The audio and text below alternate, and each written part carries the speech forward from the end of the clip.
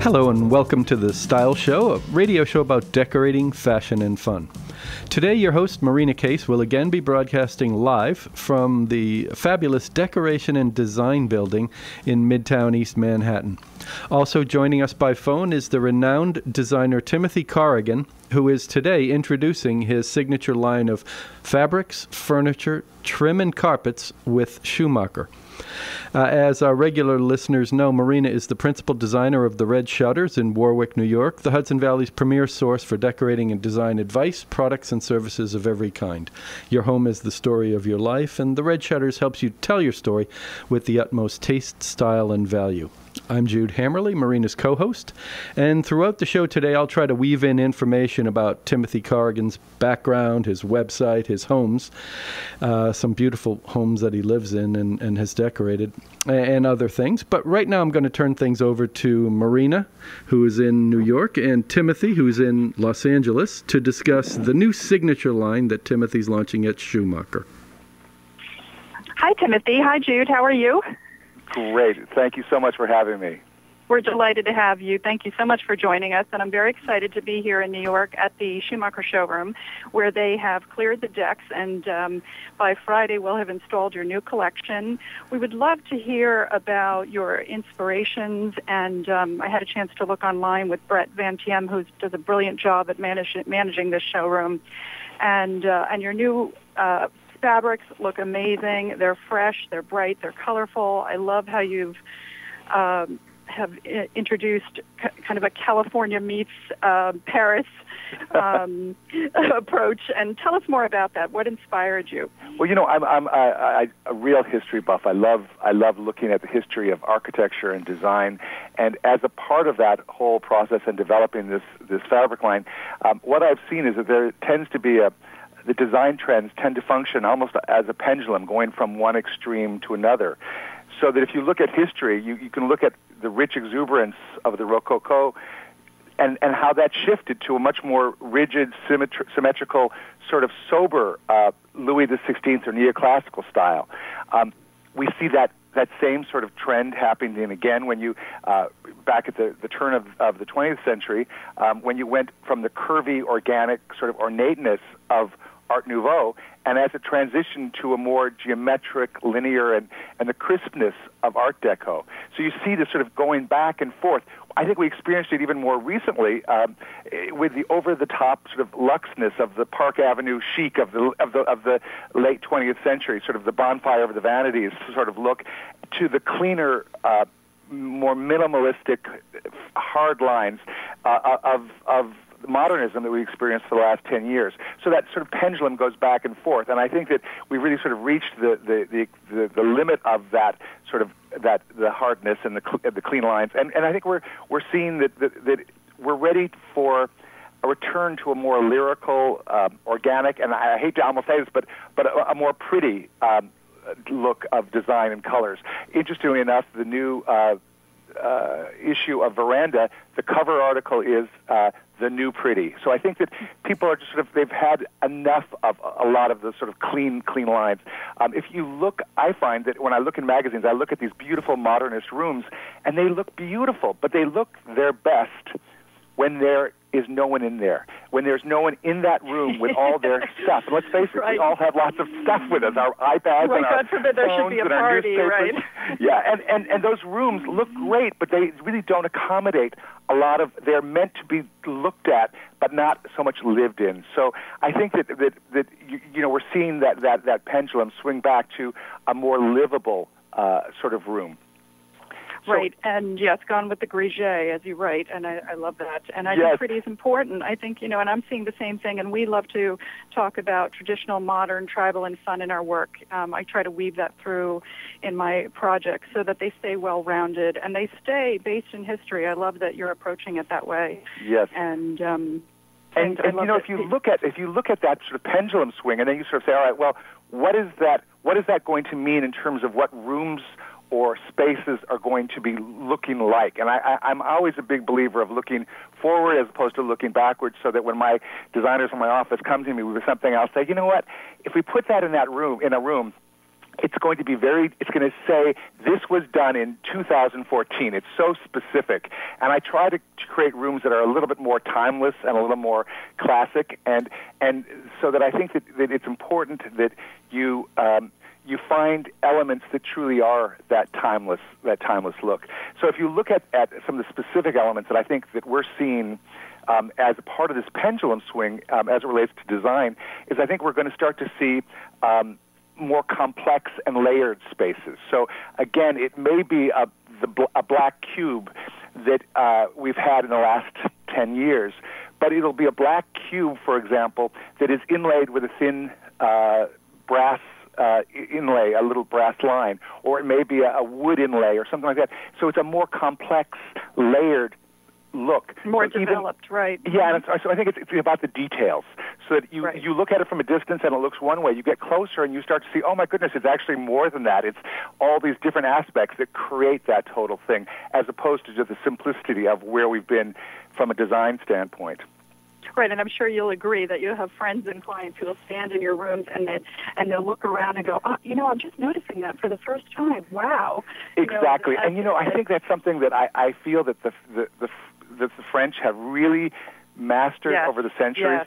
Yes. I lived in Paris I've lived on and off in Paris since the late 80s, and I can walk down a street that I've been down 100 times, and I'll notice some new little detail on a building that I never noticed before, some architectural detail or something on the railing or whatever, and it's that level, it's all those levels of details that build up to create the whole and to create a bigger experience. Right, I think that's terrific, and I love how you called one of your fabrics the Parc Monceau, and I'm sure you've been to that wonderful home of Nassim Dicamondo there, which is an incredible accomplishment of decorative arts, and then I love how you bring it back to California with the Sunset Strip for your trim. Yeah, well, I really try to, with all of the fabrics that we developed, they're all named after places either in California or in Los Angeles. In California or France. I'm sorry. I have offices both in France and in California, and I go back and forth between them. I have houses in both, and so I sort of back and forth. So I really wanted to try to marry the two. I think it was In Style magazine once said they defined my look as being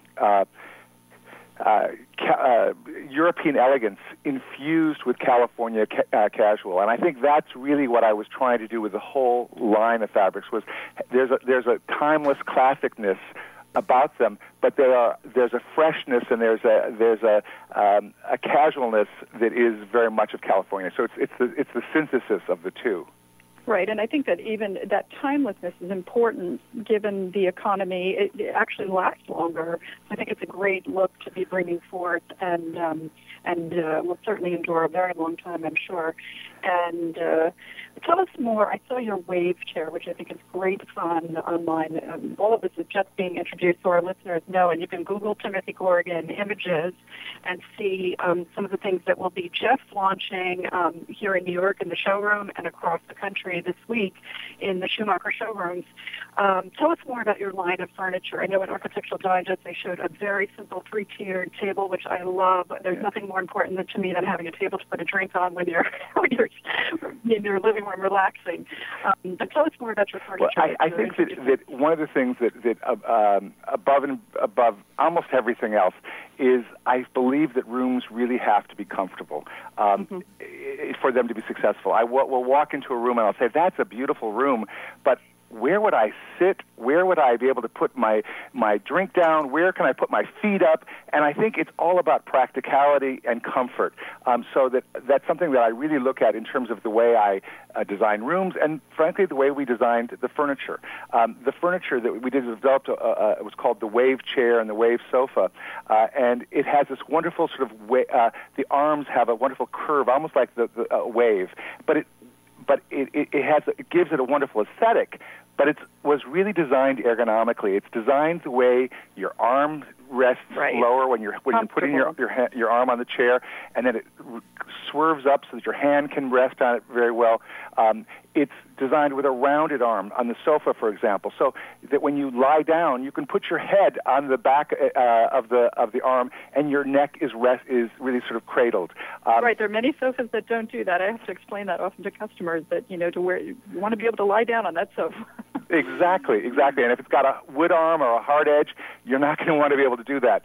The other thing is, let's face it, when we're sitting in a chair or a sofa, at least 50% of the time, we're probably watching television. And so you want to be able to put your head back and be supported. So I made the design so that the backs of the sofas and the arms are high enough that you can lean back and not have to shove a pillow behind your neck to be able to lean back and enjoy what you're watching. So it's all of those kinds of little design things that I put in that I think give it a wonderful look, but it's a very comfortable, practical approach to design as well. That's great. Is anything inspired from your childhood? I love the story that you told in Architectural Digest, where there were 7 people bidding on your California home in Los Angeles, and you actually cleverly sent a photo of yourself swimming in the swimming pool to the owner and said, "Can I come home?" Yes. Well, it was brilliant. It was funny. The people that my parents sold the house to, they put the house on the market some 30-something years later. I'd never been in the house, and I went back just to sort of look at it, just to sort of see what, your childhood. And I thought, oh, this is really a great house. And I was actually in the process of downsizing houses a little bit at the time. And so I thought, well, I'll make an offer. And it turned out there were lots of people who thought it was a great house and wanted to make the offer. So it was fun. So I sent a letter with a photo of myself as a child and said, let me come home. And it was something, a request like that. I think they were hard pressed not to let me be the one to buy the house. So it was really fun to go back and really recreate the home to fit the way we live today, but still be in my childhood home, which is something that we here in America don't do that much. Right. I love that story too. I was able to do that with a home I bought from my father and recreate it as well. There's something very psychologically rewarding about that. Yes, absolutely. Be able to recreate your space. Yes. That's great fun. And so tell us more about your own decorating formula, in terms of, how do you work day to day with clients? What are you encouraging them to do? One of the things that I really encourage clients to do is figure out really if they're not using a room in their house. Lots of people don't use their living room or they don't use their dining room. They're like, well, that's just for company, that's just for show, or that's for the 3 times a year that we have a family dinner. And I think that, so I really encourage them to try to figure out what it is that's going to let them use that room all the time, all the year. And so in some cases, one case we had a client who said we never go into their living room. So we actually turned it into a wine cellar. So all the walls of the room have refrigerated cabinetry on them, and it's now their wine cellar where they also still have a living sofa and a small table in it, but they now really use that room. In my own house here in Los Angeles, I found that I wasn't doing much entertaining. So I turned my dining room into a library. It has a wonderful big center table that has lots of books and things like that on it. I can clear it off and use it as a dining room when I want to, but I can use it the rest of the year as well. So it's about practicality and really using your spaces to the maximum. So making it multifunctional. Absolutely, and I think that's increasingly important. And it's also like a living room. If a living room is too stiff and too formal, and you're not going to go into it, then you got to change it. I'm not afraid to put a television into a living room if that's what's going to mean to get you to go into that room. Lots of times, the living room is a room where people don't put a television because they think, well, that doesn't look right. Well, it's silly to have a room that you're not using. Exactly. I couldn't agree more. Tell us, too, I noticed that you're using very rich, wonderful colors in this new Schumacher line of corals and turquoises and greens, blues and whites and camels all together. And I think you spoke before, and the French are brilliant at this, of really, going across the hues in a room to be able to bring drama, not just to stick with one color and keep repeating it. Tell us more about what inspired you color-wise. From a color standpoint, over the last 10 years where we've been sort of in this cooler modernist moment, you've seen gray and beige everywhere. I've come to term it as grayish, but and the clients are still asking for the gray. I'm sure you've seen. Yes, but again, you have to remember that your clients are always going to be behind the design curve. Right. It's really, as a designer, it's our role to make sure that they are staying ahead of it, so that when their room is done 6 months from now or 9 months from now, it's not going to look like yesterday's room. So I think that the colors that have been seen in all the showrooms for the last couple of years have had this sort of gray hue on top of everything. It might have been a red, but it had a slight gray element to it. Or it might have had just a slightly beige overcast to it. And I think that what we're seeing a return to warmer colors, a palette that it's not as rich and sort of jewel-like as it might have been in the 80s, but we're seeing fresh colors, we're seeing bright colors. And so I wanted to develop colors that really, in the collection, that really made sense for the way people are living today. And so one of the colors that was the main color stories we did was a blue and white color story, because blue is America's favorite color. 70% of all people say that that's their favorite color. So we thought, let's have blue in as one of the key colors. But there's a wonderful red. There's a sort of a coral red, as opposed to a blue red. A yellow red is a warmer red than a blue red. So we thought, let's go with a wonderful more sort timeless of color that's sort of a warmer color story. We went with a multicolor story that has lots of different colors, because it's something that allows you to put it in different places in your house. So lots of fresh colors, and those colors in most of the fabrics we call springtime, because they're sort of spring flower colors.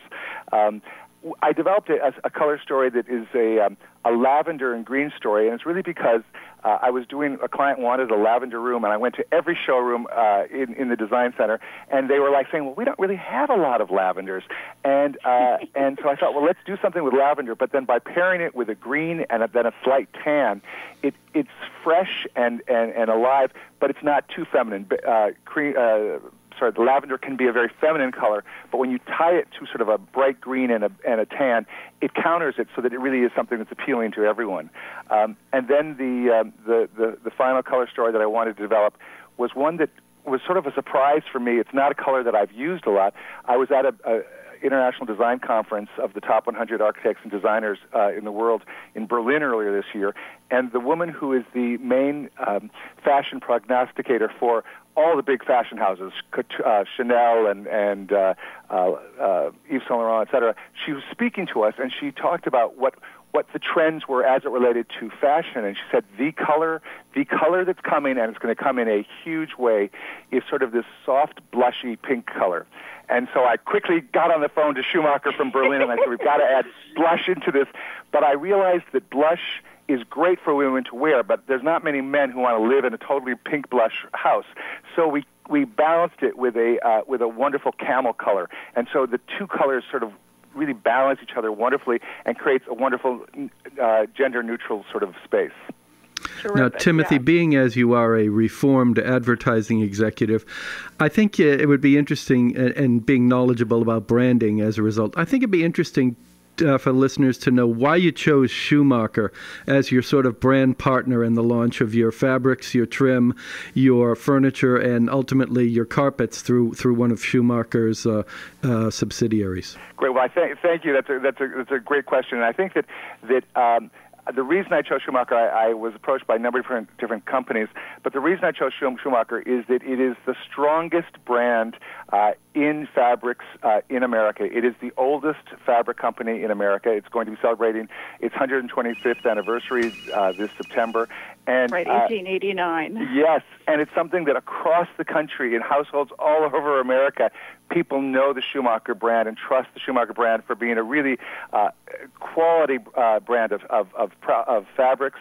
And they've got really a great range of fabrics. There are a lot of fabric companies that, well, they'll be really great for contemporary, or another one for really sort of traditional, but they cover the whole range, and that was one of the reasons that I really wanted to be with Schumacher. That's excellent. You also have sort of followed in the footsteps of a couple of other advertising legends, Mary Wells and David Ogilvy, by having a French chateau as one of your homes. We posted on the Style Show Facebook page this morning the Architectural Digest article about your Los Angeles home, but your French Chateau de Grand-Lucé, seems, I've watched a video about the restoration of it on your website, which is timothy-corrigan.com. But there's a lot more information about it, and as I said, a book about it. But maybe you could give our listeners just a little bit of insight on what it's like to live in an 18th century French chateau and what it took to make it your own. Well, thank you. It's interesting. I whether it was bravely or foolishly, I took on the task of purchasing a totally listed historical monument, and I bought it from the French government. It was one of the 8 chateaux that the French government actually owned, like Chateau de Versailles and Fontainebleau, etc. And it's considered to be the finest example of neoclassical architecture, sort of that architecture from the time of Marie Antoinette in France. And but it was a total wreck when I bought it. To give you a sense, there was no electricity. In this entire chateau, there were, I think, 3 bathrooms. There was no kitchen in the entire building because historically kitchens in chateaus were always in separate buildings for fear of fire.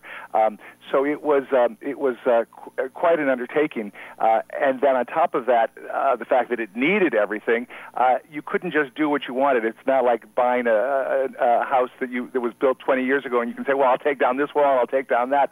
Literally everything in the chateau was protected and listed so that you couldn't just take down a wall where you wanted. Everything had to be approved by the national landmarks people in France. So it was a big undertaking.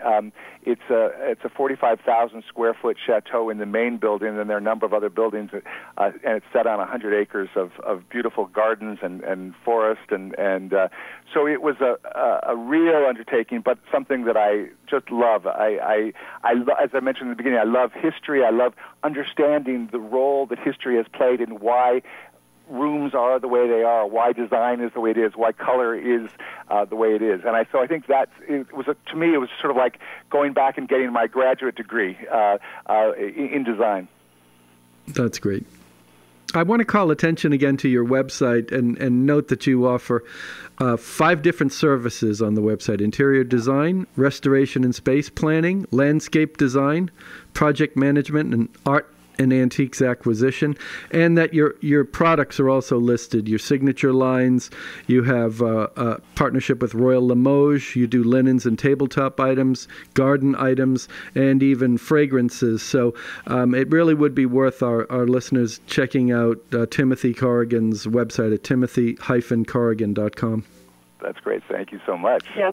And to acquire his new book. We love your energy and what you've introduced, and I'm very excited about Schumacher. I also have used Schumacher for many, many years, and agree with you. It's a household name. It's a name people understand and know, and they are really doing incredible things. And as you know, Alessandra Branca also has introduced a collection last fall. I was lucky enough to be in the showroom when she did that, and one of the greats. So you've joined, these great designers, and we're very excited to be promoting your products and have you here on the Style Show. Thank you so much. It's been a real pleasure to be here. Thank you. Thank you. So I want to thank our listeners for listening. Today here on the Style Show, we are at the D&D building in the Schumacher showroom, and again, you can follow us on Facebook by clicking onto the red shutters and liking us, and find out more information on www.theredshutters.com.